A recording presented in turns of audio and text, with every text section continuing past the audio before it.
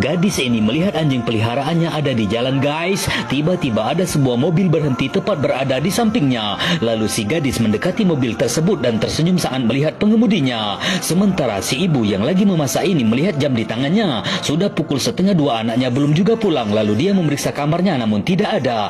Dia pun bergegas mencarinya keluar. Dan saat dipanggil tak ada jawaban. Lalu si ibu pun berhenti sejenak. Ada kotak hadiah yang tergantung pada leher anjingnya. Kemudian di kantor polisi tampan ini merasa ada yang aneh. Dia pun mendekati kedua orang tua yang melaporkan anak gadisnya yang hilang. Lalu petugas menanyakan apakah mereka sudah mencarinya di kerabat, tetangga, dan saudara mengenai gadis itu. Bapak ini menjelaskan bahwa anak gadisnya tidak ada di sana. Kemudian si bapak menunjukkan kotak hadiah kepada Ibu Polwan. Ibu Polwan pun mengambil kotak itu. Dan saat dibuka, kotak hadiah itu berisi kepala boneka dengan coretan-coretan yang mengerikan. Saat tiba di rumahnya, polisi tampan ini mengambil foto boneka. Ketika itu juga dia teringat akan sesuatu perihal kasus pembunuhan berantai yang ia selidiki untuk membuat naskah film sebelum ia masuk polisi. Dan bayangan boneka itu pun terlintas. Lalu dia pun mengambil sebuah koper besar dari kolong tempat duduknya yang berisi berkas-berkas filmnya dulu. Lalu polisi tampan ini pun menemukan sebuah majalah, guys.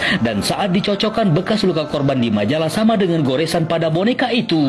Keesokannya Polwan ini menampar seorang pria karena diduga mencuri gadis itu. Lalu si pria pun menjelaskan kalau dia sangat menyukai gadis itu dan sering mendekatinya. Karena ditolak, dia pun mengancam akan membunuh gadis itu. Tapi hal itu tidak dilakukannya. Lalu Polwan ini pun terus menghajarnya. Dan tiba-tiba polisi tampan ini berkata kalau dia ada informasi yang berkaitan dengan kasus ini. Tapi si Polwan tak terima karena dia lebih senior dan punya cara sendiri untuk menyelesaikan kasus tersebut.